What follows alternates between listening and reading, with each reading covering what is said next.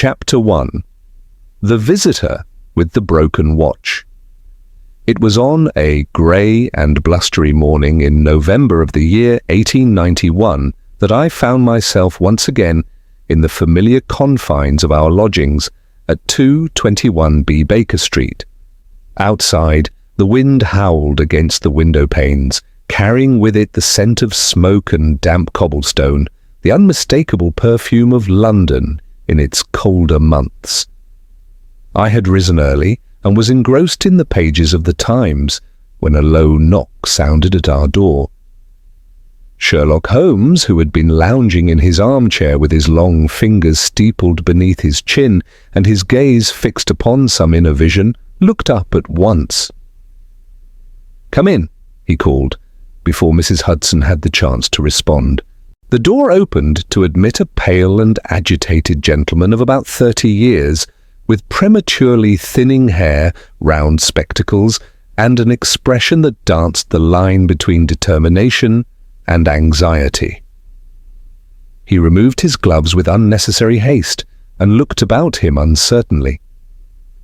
"You are Mr. Holmes?" he asked, stepping forward.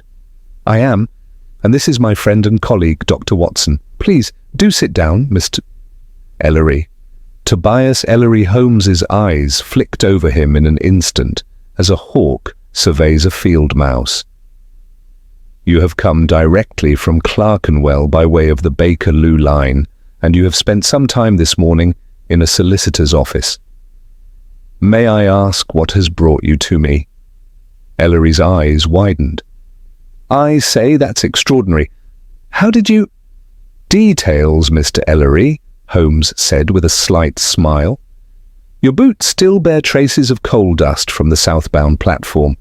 You carry a folded notice from Lumsden and Company solicitors in your breast pocket, and your watch chain is snapped, which I suspect is the true reason you are here."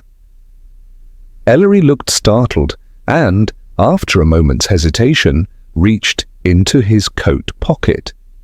He withdrew a tarnished gold watch, an old-fashioned piece with a thick case and fine etching on its back.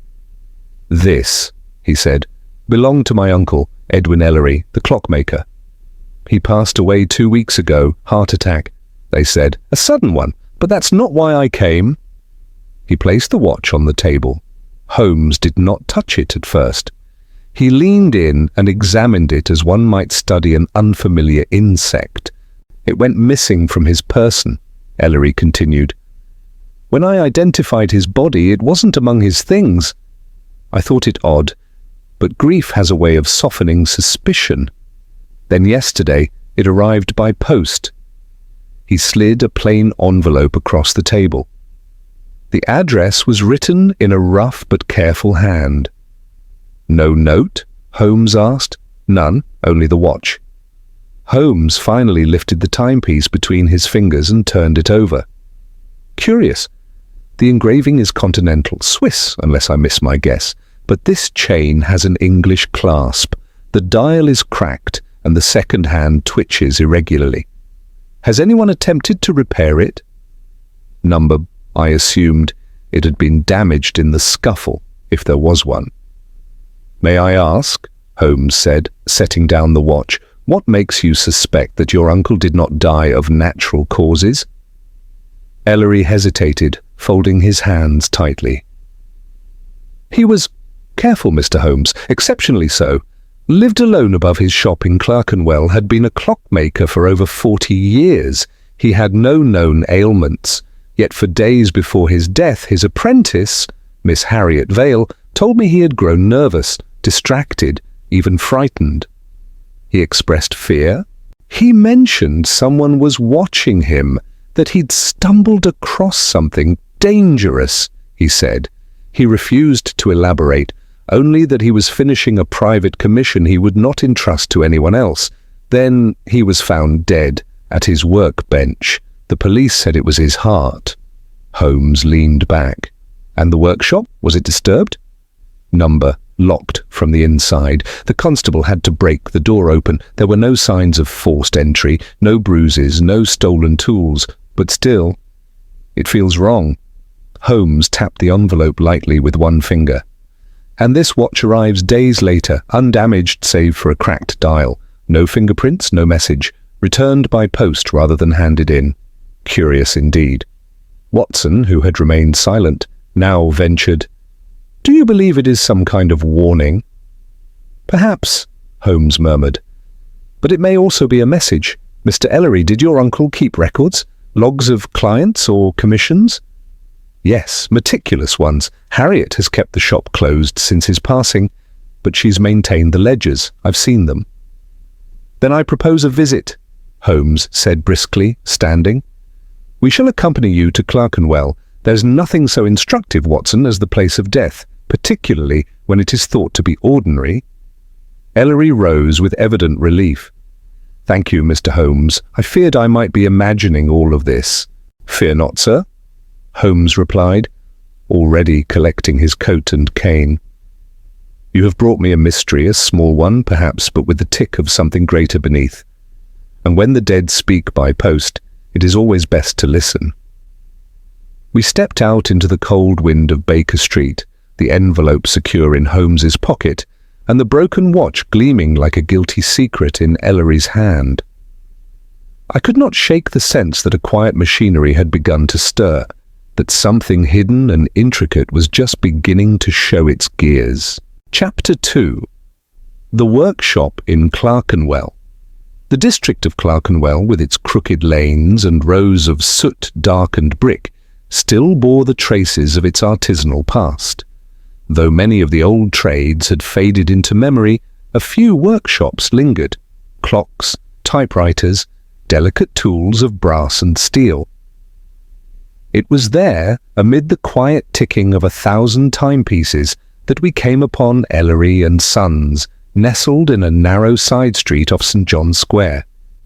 The sign above the door had been freshly polished, though the letters, once gilt, were now dulled to the colour of tarnished coin. A black ribbon had been pinned discreetly to the lintel. Tobias Ellery produced a key from his coat and opened the shop with a reverent air.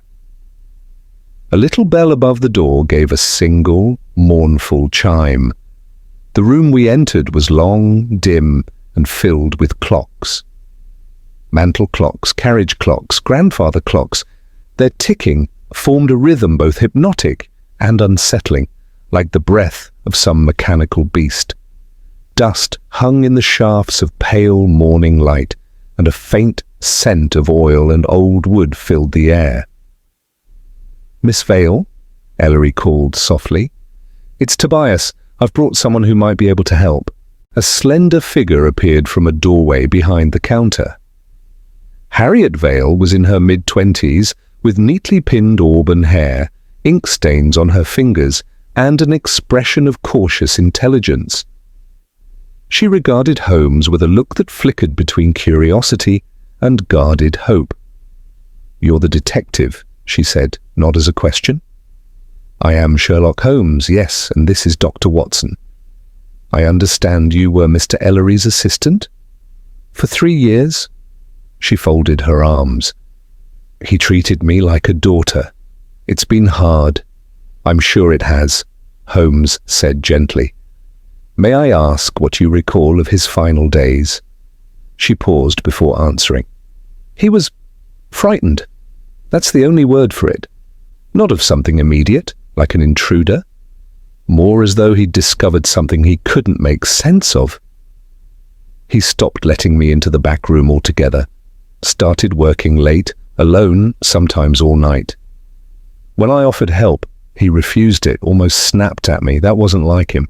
That."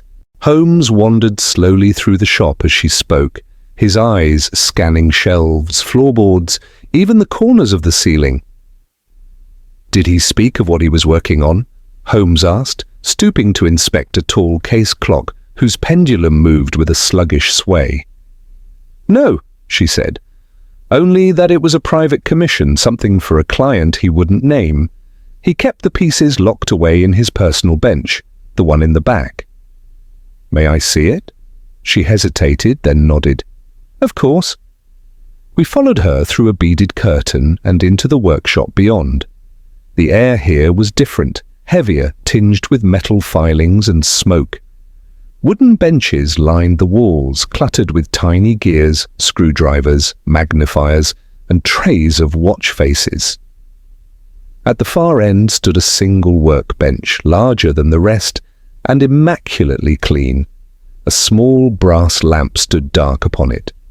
Holmes approached it with reverence, as though standing before an altar. He opened one drawer after another, each one empty, save for a few pencils and a sheaf of yellowing graph paper. "Where are the project components?" he asked. "I don't know," said Harriet. "I assumed he took them with him, wherever he was going." Holmes turned slowly, his gaze sweeping the room. His eyes narrowed as they settled on the fireplace in the corner. "Mr. Ellery," he said, "do you recall how your uncle's body was found?" "At this very bench," Tobias replied, pointing. Slumped forward, his hands were blackened with soot, unusual for him. Holmes crouched before the fireplace. It was small and lined with iron, the kind meant more for warmth than cooking. He reached inside with gloved fingers and drew out a charred scrap of paper. "Part of a ledger," he murmured. "The corner only, but written in his hand. A number and what looks like the letter C, or perhaps an unfinished G." He sniffed the air, then the ashes. "Interesting. This was burned with oil, not coal, kerosene, by the smell. Why would a man destroy one page of his own account book with such haste?" "Perhaps to hide it?" I offered. "Perhaps," Holmes said, rising, "but not from us, from someone else, someone who might come after." He turned to the bench once more, then dropped to his knees and examined the floor beneath. With a swift motion, he removed a thin-bladed knife from his coat and inserted it into the crack between two floorboards. A faint click followed. One of the boards lifted cleanly, revealing a narrow cavity beneath. Inside was a metal rod, no longer than a pencil, covered in soot and bearing a faint engraving along one side. Holmes extracted it and held it to the light. "What is it?" Tobias asked. "A balance staff," Holmes replied. "Part of a pocket watch's inner workings, but notice, this is not standard. It's been modified, shortened at one end, notched along the other, deliberately altered." He turned to Miss Vale. "Did Mr. Ellery ever mention the name Vincent Stroud?" She frowned. "Yes, he was dismissed months ago for stealing parts and selling them.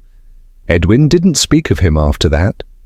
Holmes made no comment, but folded the rod into his handkerchief and placed it in his pocket. "I believe," he said, "that your uncle was involved in something far more intricate than an ordinary commission. I should like to examine the ledgers myself." "They're in the front," said Harriet. "I'll fetch them." As she left, Holmes turned to me. "Well, Watson?" I shook my head. "It seems a jumble of half-clues, a broken watch, a frightened clockmaker, a burned ledger, and now a secret part hidden in the floor. What do you make of it?" Holmes smiled faintly. "I make of it," he said, "a puzzle whose cogs are beginning to turn. We have the edge of a gear. Soon, the whole mechanism will reveal itself. We need only wind it carefully." Chapter 3. A Note in the Gutter. It was the following morning when Holmes, having spent much of the night poring over the ledgers and scraps retrieved from the workshop, summoned me with a curt but energetic call. "Watson, coat and boots, we're for Clerkenwell again." I found him already dressed, his eyes alight with that particular glimmer I had learned to recognize, the gleam of progress. "Have you made a discovery?" I asked, pulling on my gloves. "A thread, Watson, barely a thread, but one may often unravel a great tapestry by tugging the smallest strand." He would say nothing more during our brisk cab ride through the choked streets of London, though he consulted a pocket notebook with unusual frequency and muttered the same name several times under his breath. "Vincent Stroud," I finally remarked. You mentioned him yesterday. Indeed, I did. A former apprentice of Mr. Ellery's, dismissed under suspicion of theft, yet never charged, and now gone, vanished from the vicinity shortly before Mr. Ellery's death. I have made quiet inquiries this morning. It seems our Mr. Stroud has not been seen in over a fortnight. And you think he's connected? I think, Holmes said, tapping the side of the cab, that we shall know more soon. Back in Clerkenwell, the morning had broken with a thin, reluctant sun casting the narrow lanes in a sullen, slanted light. Holmes led the way not to the clock shop, but to the alley behind it, a narrow passage hemmed in by high brick walls and festooned with rusty drainpipes and dripping clotheslines. He paused near a cast-iron grate set into the pavement, over which water trickled sluggishly. "This, Watson," he said, "is where we begin." He knelt beside the grate, produced a small iron hook from his coat pocket, and pried it loose with a grunt. A foul odour rose from below, damp and tinged with rot.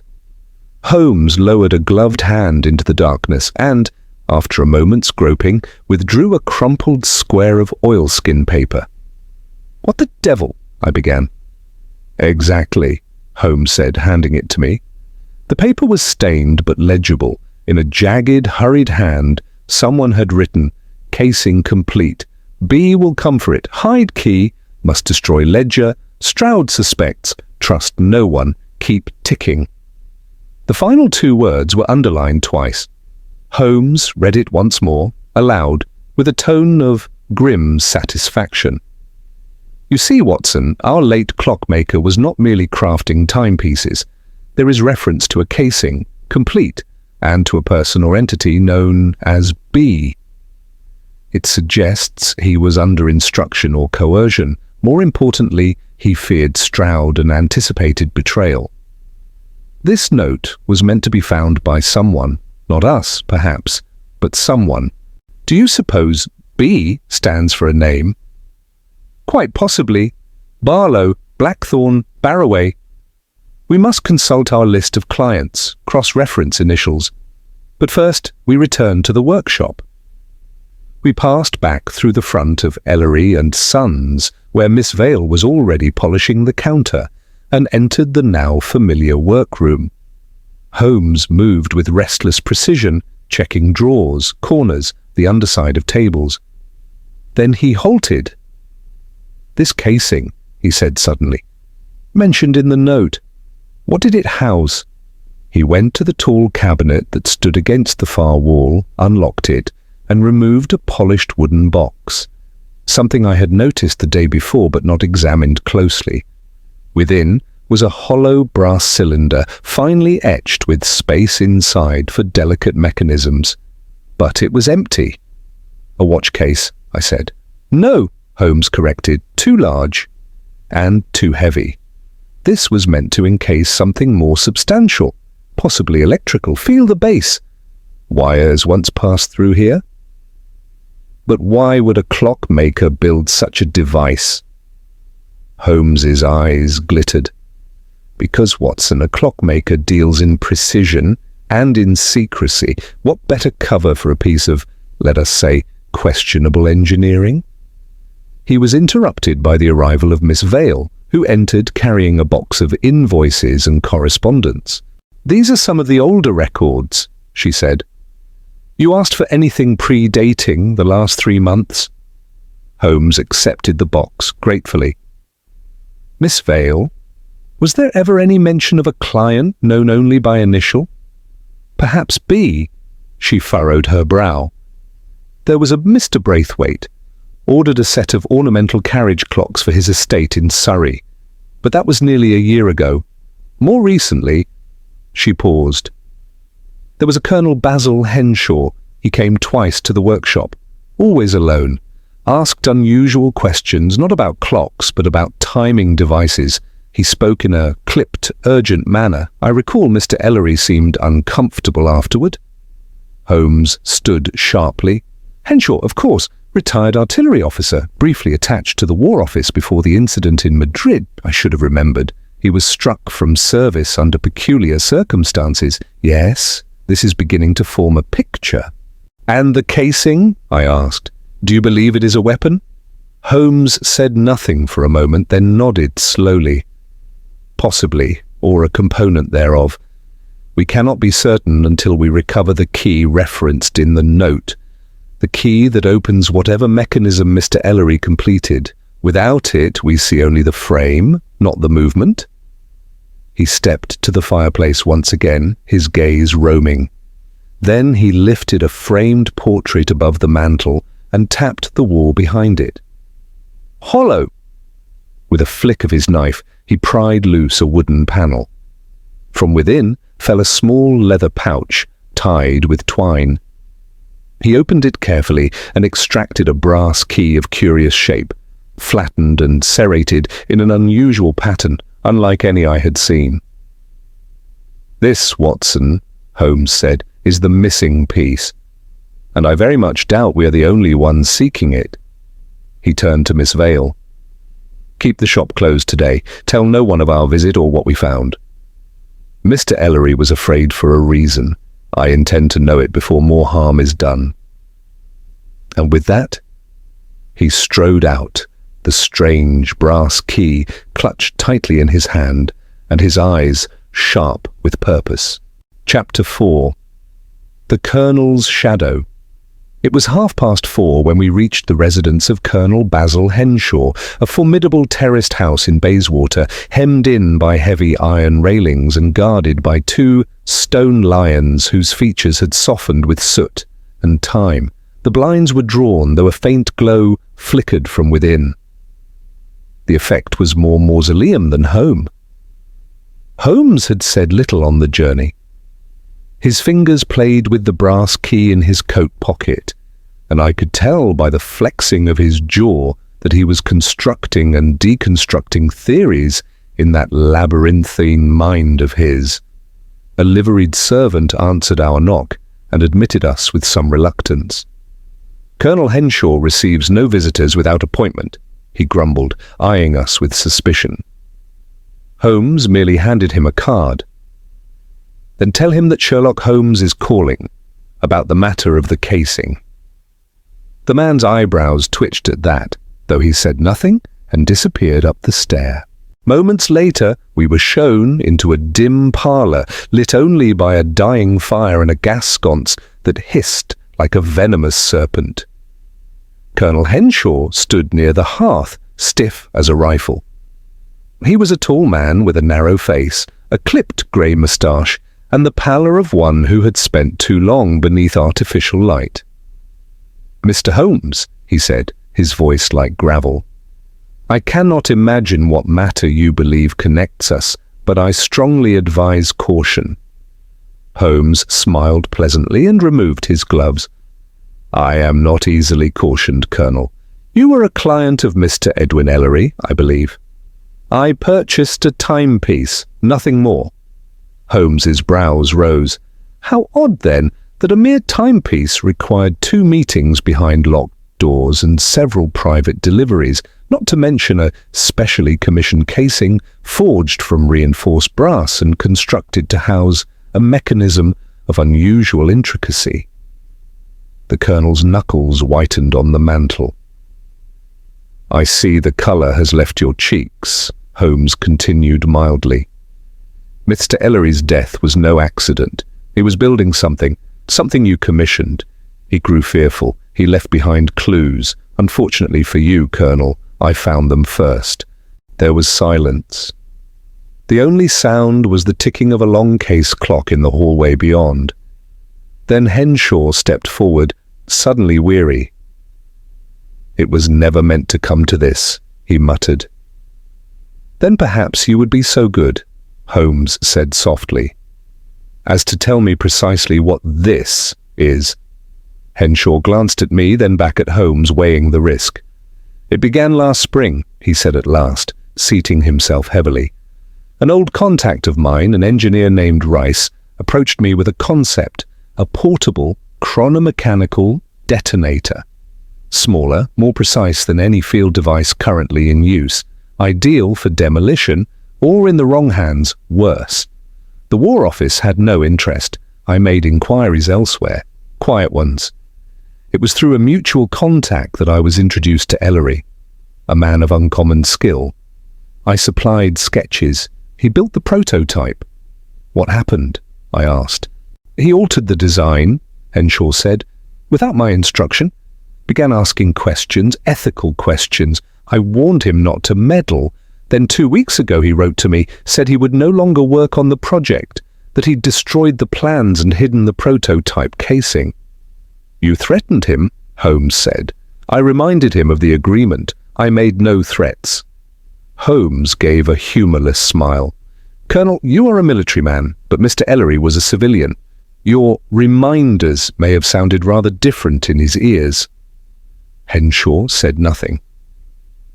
You were seen visiting the shop 2 days before the body was discovered, Holmes continued, and your name appears in an unburned page of Ellery's correspondence. You asked about activation distances and fail-safes. Why so concerned with a device you no longer expected to possess? Henshaw stood abruptly. Because the casing, Mr. Holmes, without the key, is useless, and I did not have the key. But you wanted it. I still do. There was a tense silence. Holmes reached into his pocket and withdrew the small brass key. Henshaw's eyes widened just slightly. You found it, he breathed. Holmes turned the key over in his fingers. It matches the impression in the casing. A perfect fit. With the completed device and this key, one might detonate a mechanism from a concealed location with precise timing. A dangerous toy for a man like you, Colonel. Henshaw stepped forward, his voice low. You have no idea what is coming. The government will need weapons like this, clean, precise. It's already happening across the channel. You'd do well not to meddle in matters you can't possibly understand. I meddle, Holmes said coldly, in matters that threaten to murder innocent men under the guise of necessity. If the key and casing were to fall into the wrong hands— They already have, Henshaw interrupted. Holmes blinked. What do you mean? Stroud, Henshaw said. Your thief. He came to me last week. Claimed Ellery had been working on a second prototype. Said he could find it, for a price. He's dangerous, desperate. He wants to sell to the highest bidder. Holmes's eyes narrowed. And you let him go? I wanted proof. He said he would bring it, then disappeared. We left the Colonel's house not long after, Holmes silent until we turned into the main road. Well, Watson, he said finally, we now know the device exists, that Stroud has, or claims to have, access to a second version, and that the Colonel is not merely involved, but likely the catalyst. What will you do? He paused. We must find Stroud, he said, before someone else does. And I believe, he added, producing the oilskin note from his pocket, that our next clue lies in the words, keep ticking. He left those words as a warning or a direction. You think he left another message? Holmes nodded. In a clock, Watson, but not just any clock. One that is still ticking, one that hides something in plain sight. And I know just where to begin. Chapter 5. The Clock That Lied. We arrived at Ellery and Sons again just as the church bells of Clerkenwell tolled 10. The rain had begun in earnest, smearing the cobbled streets with silver and misting the shop's windows like breath on a mirror. Inside, Miss Vale greeted us with quiet concern, her usually steady hands now betraying the slightest tremble. I've kept the shop closed, just as you said, Mr. Holmes, she assured him. But someone was watching the door this morning. A man in a flat cap, thin, wiry, stood across the street for some time and then disappeared into the alley. Holmes nodded, his face unreadable. Thank you, Miss Vale. That confirms what I suspected. Our adversary grows bolder. He stepped past the counter and into the workshop. There he stood, motionless for a long moment, his head turning slowly, as though scanning the room with invisible beams of thought. "Keep ticking," he murmured. I followed his gaze to the walls, where dozens of clocks in varying shapes and styles hung in silent congregation. Some were fine antiques, others were simple timepieces in modest frames. One by one, Holmes began examining them, lifting them down, listening closely, then setting them aside. "It is here, Watson," he said. "The clue? The one Mr. Ellery left behind. He hid something, perhaps the location of the second prototype, perhaps the truth about his death, and he concealed it in the most appropriate place for a man of his craft." "Within a clock?" Holmes nodded. "Not just any, one that is still ticking, an anachronism amidst the silence. Listen." He stepped back, and we stood together, silent. The rain ticked softly against the window panes, but beneath it came the faint, rhythmic sound, a deliberate, mechanical ticking. Holmes followed the sound to a corner of the room.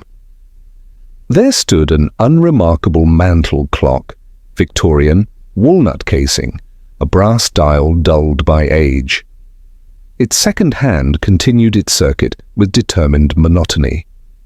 Holmes examined the base, then the back panel. With a flick of his fingernail, he pried it open. "Well?" I asked, my voice low. He held the clock up to the light. Inside, embedded between the twin coils of the mechanism, was a small rolled parchment. He withdrew it with surgical care and unrolled it on the workbench. The handwriting was fine and measured, Ellery's unmistakably. "Stroud has threatened again. I fear he knows. If this reaches anyone, know that the second casing is not what it seems. I built a decoy, the real one, completed and active, is hidden where time never moves, yet always watches. The key will fit only one. Destroy it. Do not trust the Colonel or Stroud or the one who pays them both." Holmes read it aloud, his voice barely more than a whisper. "Where time never moves, yet always watches. Curious, eh, Watson? A metaphor?" "A riddle," Holmes corrected, his eyes alive with intensity. "Time that never moves, but always watches. A clock, perhaps, or something like a clock. A sundial. No, too poetic. Ellery was precise." He paused and then slowly turned his gaze toward the long case clock in the hallway, an elegant grandfather clock, its pendulum motionless. Holmes strode to it. "Miss Vale," he called, "when did this clock stop?" She appeared in the doorway. "Oh, that?" "Months ago, Mr. Ellery never found time to repair it." Holmes opened the glass front, reached into the hollow behind the weights, and produced a small, lacquered box, no larger than a cigar case. He opened it, and inside, nestled in dark velvet, was a second brass casing, nearly identical to the first, but this one bore tiny etched runes and a series of numbered dials. "Good heavens," I breathed. "The real device." "No," Holmes corrected. "A decoy, remember? Ellery said he built one, but he never clarified which was which." He studied the item carefully, then re-examined the parchment. "The real one, completed and active, is hidden where time never moves, yet always watches. This cannot be it. Then what is?" Holmes turned slowly, his gaze sweeping across the room. Then it landed on the tall mirror mounted opposite the workshop's main window. "Of course," he said softly. "A watchful surface, timeless, fixed, always watching." He approached the mirror and rapped gently on the frame. The glass trembled. Then he pressed against the top left corner. With a click, the mirror slid aside. Behind it lay a recessed compartment. Inside sat a leather-bound package, square and heavy, wrapped in oilcloth and sealed with wax. Holmes broke the seal and peeled away the covering. A second casing lay within, this one different, slimmer, more elegant, but unmistakably functional. It housed a tiny mechanism of gears, wires, and a central chamber, hollow, as if awaiting something. Holmes placed the brass key into the side slot. The device clicked once and a tiny red bulb glowed faintly. "This is it," he said, "the true prototype. Compact, operational, and armed." "And deadly?" I asked quietly. "If charged with the right compound," Holmes replied, "yes. A weapon masquerading as an invention, and now it is in our hands." We stood in silence a moment. "But who," I asked, "is the one who pays both Stroud and the Colonel?" "That," Holmes said, turning to the window, "is the final question, and I believe we shall find our answer not here, but in the shadows behind both men, someone wealthy, calculating, and desperate to possess a weapon no government officially wants to acknowledge." A knock interrupted us. It was Miss Vale again, her voice taut. "Gentlemen, there's someone outside. He's just slipped into the alley." Holmes turned to me. "We must set a trap, Watson, for if our adversary means to reclaim this device, he will strike tonight. Chapter 6. The trap is set. Evening fell like a velvet curtain, thick and oppressive, with a fog curling through the gaslit streets of Clerkenwell like a living thing. Inside Ellery and Sons, the lamps burned low, and silence blanketed the shop, save for the faint tick of the remaining clocks like distant, nervous heartbeats. Holmes had set the scene with meticulous care. The shop had been left seemingly unattended, its door unlocked, the lights within dimmed to a deceptive glow. In the workshop, the mirror had been slid back into place, concealing the cavity where the true device was hidden. The brass key, so crucial to the operation, was nowhere in sight. Holmes and I, concealed in the cramped storeroom at the rear, had an unbroken view of the shop through a barely opened service hatch. "You are certain he'll come?" I whispered. "I would wager my Stradivarius," Holmes murmured back. "He has already watched the shop twice, and now he knows it is closed. We have in our possession what he needs. For a man like Stroud, theft is instinct." He paused, listening to the wind whistle through the alley. "And I suspect," he added, "that he is not alone in his hunt." We waited. Time passed slowly. The air grew cold and the floorboards groaned with the weight of years. And then, at precisely 10:15, we heard it. The creak of the front door opening. Holmes tensed beside me. We peered through the gap. A shadow moved cautiously into the shop, long and thin. The man stepped inside with the wary grace of one well-practiced in quiet intrusions. He wore dark clothes and gloves, and his flat cap was pulled low over his brow. It was, unmistakably, James Stroud. He crossed to the workshop with purpose, glancing once over his shoulder. In his hand he held a bundle of tools, a thin blade, a coil of wire, and a curious device shaped like a key, but longer and tipped with a series of movable pins. "He means to open the compartment," Holmes whispered. Sure enough, Stroud moved directly to the grandfather clock and, after a brief inspection, discarded it. "Too obvious," he muttered. Then his gaze shifted upward to the mirror. With a quick glance around, he stepped to it, pressed the hidden catch, and slid the glass aside. He froze. For a moment he simply stared at the package nestled inside the recess. Then almost reverently, he removed it and unwrapped it with the care of one handling an explosive. His eyes glinted as he examined the casing. "That's it," he whispered. "Ellery, you clever devil." And then a voice, calm and cold, rang out from the gloom. "I'd advise you not to move another inch." Stroud spun, but Holmes was already upon him, revolver in hand, and I close behind. Stroud's face contorted with fury. "You, Holmes, I should have guessed." "Indeed," Holmes replied coolly, "and I should very much like to know who sent you." Stroud's expression flickered, then resolved into a mask of scorn. "You think I'm working for someone?" "I do," Holmes said. "Ellery feared you, but not for your own sake. He wrote that you were the tool of another." Stroud smirked, even as Holmes bound his wrists. "Maybe I am, maybe I'm not. But I'll tell you this, Mr. Holmes, you're too late. There's more than one interested buyer, and you've no idea who you're up against." Holmes's eyes narrowed.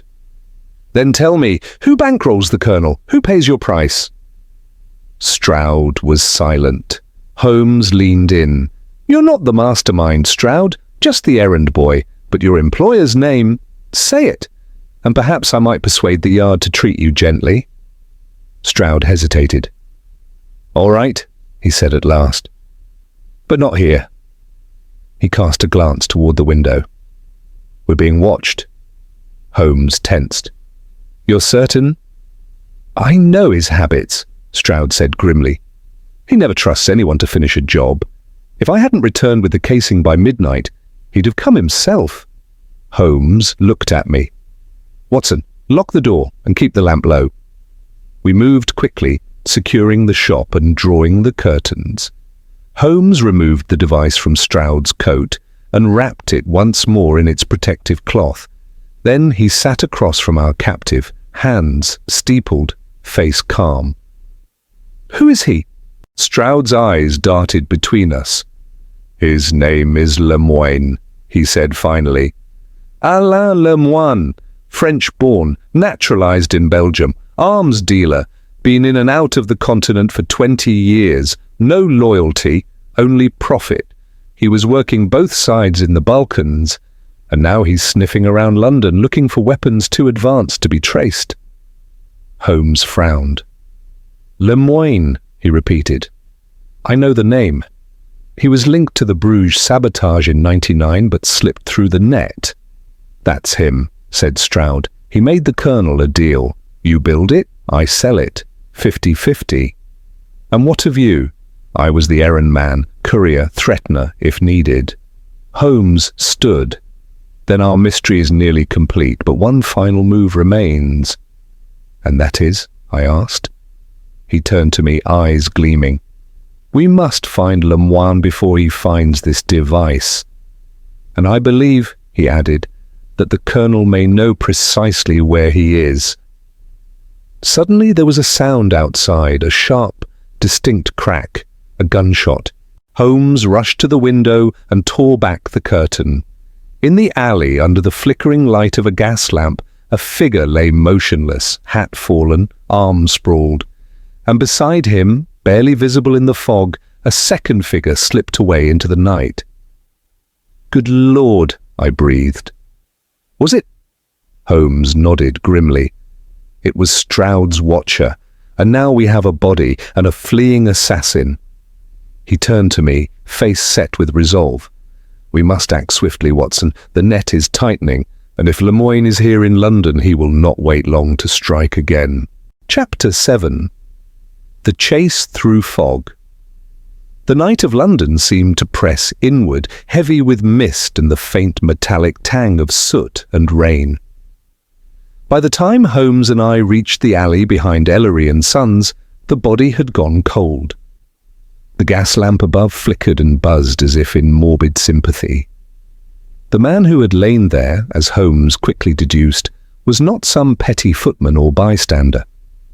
His features, though twisted in death, bore the marks of military discipline: a neatly trimmed moustache, regulation haircut, boots shined even in demise. "A soldier," Holmes muttered, crouching beside him, or more precisely, an ex-soldier. Note the calluses on the fingers, trigger wear, but more telling are these. He gently lifted the man's coat lapel.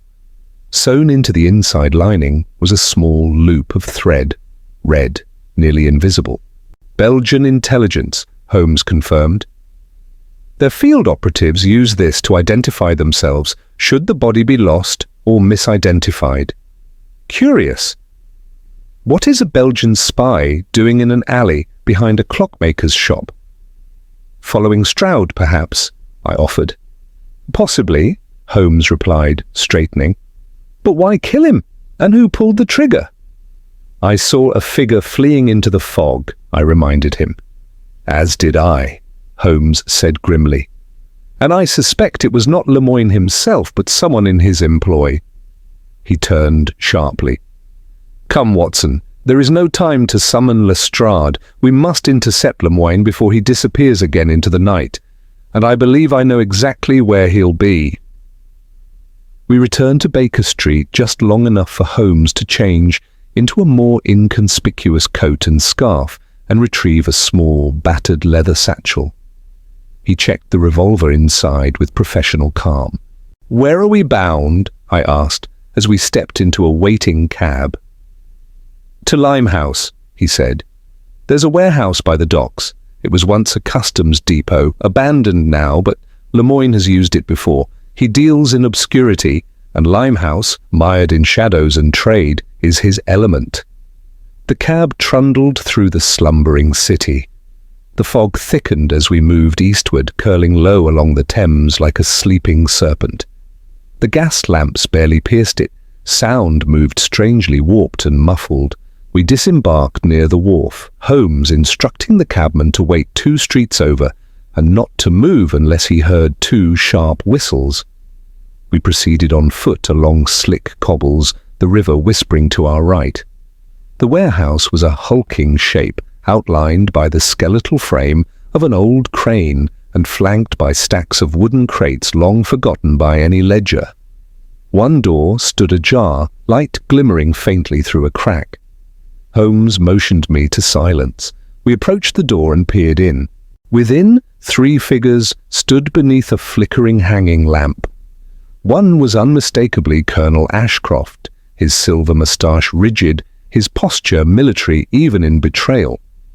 The second was a shorter man, dark and pinched, with the waxy complexion of a cellar dweller and eyes that darted like a rat's.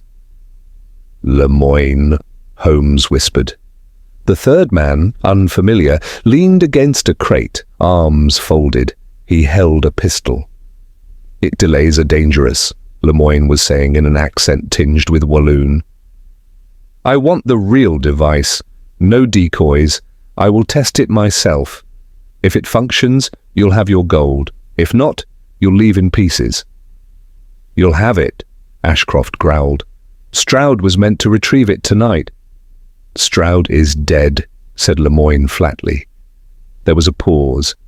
Ashcroft stiffened. How do you know? Lemoyne smiled with his lips only. Because I ordered it. Holmes's hand tightened on my arm. Now, Watson, he breathed. In one motion he flung the door open, revolver raised. Gentlemen, he called coolly, I'm afraid your negotiation has reached its final clause. Lemoyne's pistol was out in an instant, but Holmes had already fired, once, low, striking the gun from Lemoyne's grasp. It clattered across the floor. The man by the crate lunged forward, but I covered him with my own revolver, heart thundering in my chest. Ashcroft stood frozen. Holmes, he barked, you meddling. Colonel, Holmes interrupted, you have been unmasked most spectacularly.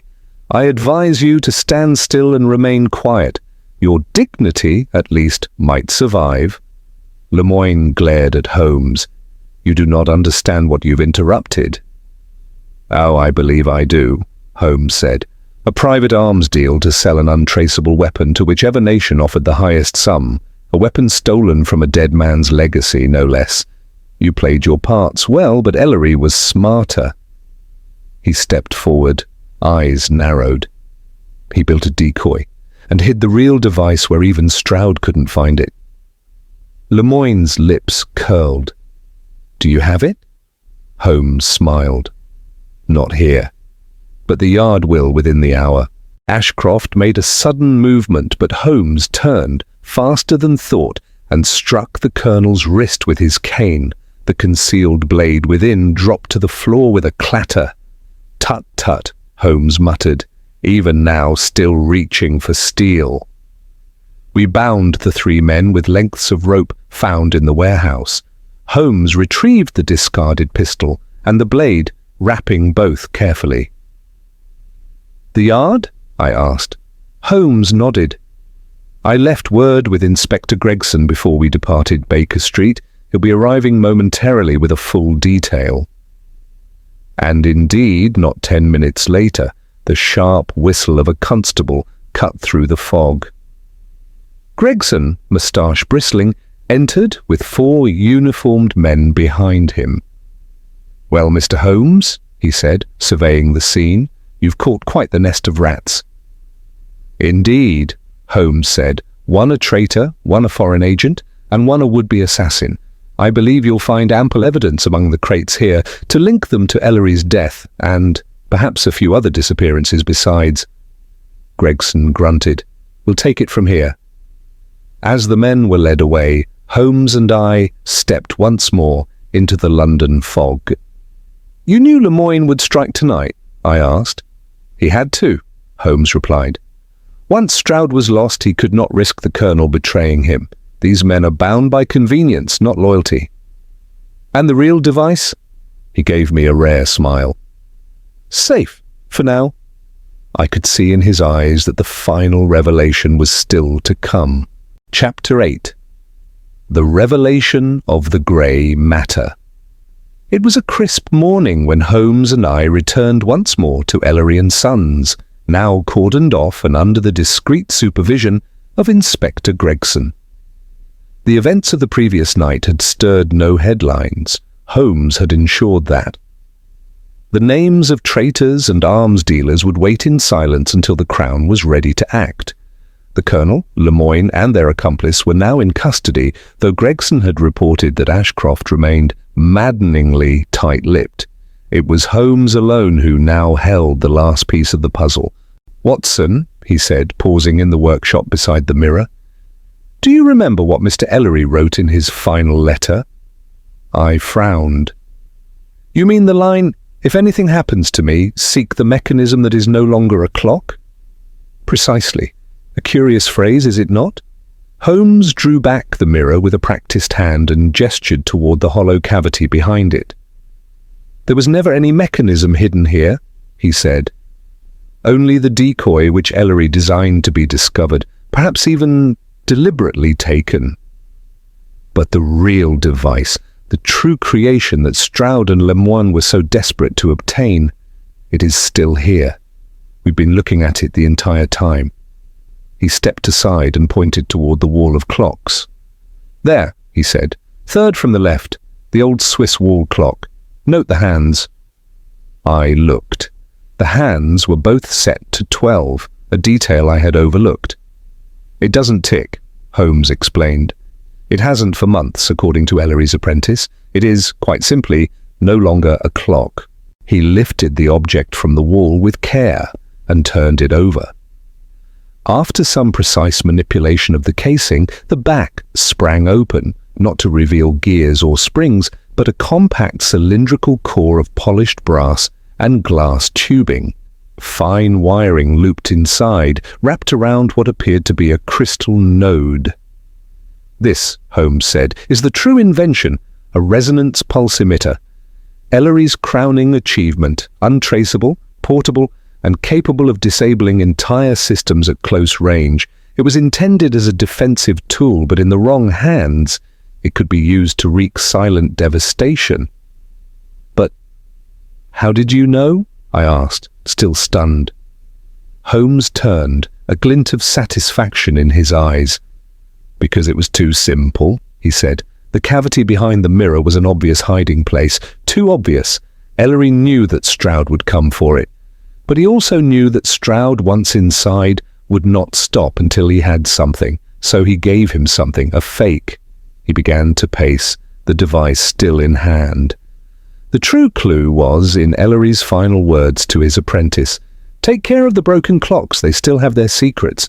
That was no sentiment, it was instruction. He placed the real device inside a clock he knew would be ignored. Non-functioning, worthless, hidden in plain sight. I let out a slow breath. "Incredible." Holmes inclined his head modestly. Ellery understood the psychology of theft. He predicted every move, every assumption. His tragedy was only that he underestimated Stroud's willingness to act violently. We returned to Baker Street that afternoon. Holmes, now having handed the emitter to the appropriate ministry contact, sat by the fire in a contemplative silence, fingers steepled. He finally spoke. "There's a quiet irony in all this, Watson." "Oh?" "Yes," he said. "Ellery's device was built to neutralize weapons. His intention was not war, but peace. Yet those who circled him, Ashcroft, Lemoyne, even poor Stroud, saw only the potential for power, profit, destruction." I nodded. "And in the end they destroyed themselves." "Indeed." Holmes rose, walking to the window and peering down at the grey street below. Colonel Ashcroft was the most disappointing of them all, a man who once wore honour like a medal, trading it for coin in his final years. "And what of Lemoyne?" I asked. "Will he be tried here or in Belgium?" "Unclear," Holmes replied, "but rest assured he shall not walk free. The Foreign Office is quite interested in him." He returned to his chair and reached for his violin. "There is still one matter, Holmes," I said as he began to tune. "Stroud claimed others were interested in the device." "More than just Lemoyne." Holmes nodded but did not pause. "Undoubtedly true. The nature of such inventions is that they attract darkness like a lantern attracts moths. But for now, the flame has been extinguished, and I dare say the trail will cool, at least for a time." He drew the bow across the strings, coaxing a mournful melody into the room. "And you?" I asked. He looked up at me, the faintest smile on his lips. "My dear Watson," he said, "I am content to return to simpler puzzles. A missing parrot, perhaps, a banker's locked room. This affair, though fascinating, was altogether too tragic for my tastes." He resumed playing, the firelight casting long shadows across the study, and I leaned back in my chair, a notebook in hand. Outside, London carried on, bustling, grimy, eternal. But here, within the quiet confines of 221B Baker Street, justice had been served once more, guided by the unerring brilliance of Sherlock Holmes and the quiet power of his ever-faithful grey matter.